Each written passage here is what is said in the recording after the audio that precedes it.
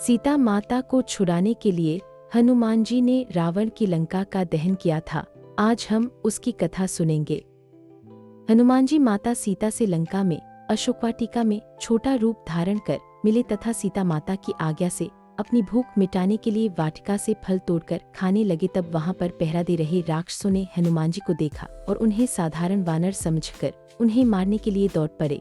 परंतु हनुमान जी ने अपनी शक्ति का प्रयोग कर राक्षसों पर आक्रमण किया। कुछ रावण की आज्ञा पाकर मंत्री ने हनुमान जी से लंका में आने का कारण पूछा। तब हनुमान जी ने उत्तर दिया कि मैं श्री रामचंद्र जी का दूत हूँ और उनके ही कार्य से यहाँ आया हूँ।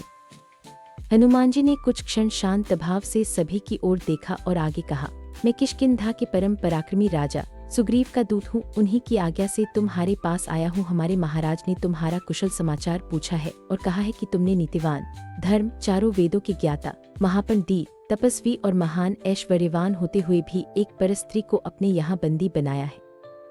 हनुमान जी की यह बात सुनकर रावण क्रोधित हो उठा। उसने अपने सेवकों को आज्ञा दी, इस वानर का वध कर डालो। रावण की आज्ञा सुनकर वहां उपस्थित विभीषण ने कहा, राक्षसराज, आप धर्म के ज्ञाता और राजधर्म के विशेषज्ञ हैं। दूत के वध से आपके पांडित्य पर कलंक लग जाएगा, इसलिए उचित अनुचित का विचार करे और दूत के योग्य किसी अन्य दंड की आज्ञा दे। रावण ने कहा, शत्रुसूत। रावण की यह बात सुनकर उसके भाई विभीषण ने नम्रता के स्वर में कहा, हे लंकापति, जब यह वानर स्वयं को दूत बताता है तो नीति तथा धर्म के अनुसार इसका वध करना अनुचित होगा, क्योंकि दूत दूसरों का दिया हुआ संदेश सुनाता है। वह जो कुछ कहता है वह उसकी अपनी बात नहीं होती, इसलिए उसका वध नहीं किया जा सकता। विभीषण की बात पर विचार करने के बाद रावण ने कहा, तुम्हारा ये कथन सत्य है कि दूत का वध नहीं किया जा सकता, परंतु इसने अशोकवाटिका का विध्वंस किया है।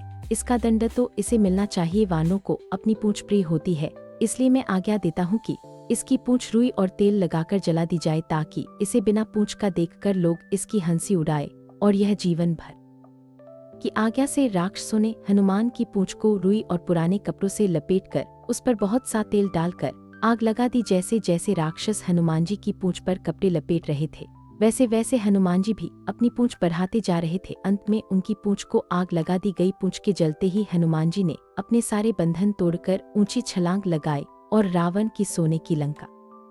संपूर्ण लंकापुरी में केवल एक भवन ऐसा था जो अग्नि के प्रकोप से सुरक्षित था, और वह था नीतिवान विभीषण का प्रासाद। लंका को भस्म कर हनुमान जी ने लंका के समुद्र में अपनी पूंछ की आग बुझाई और पुनः अशोकवाटिका में सीता के पास पहुँचे।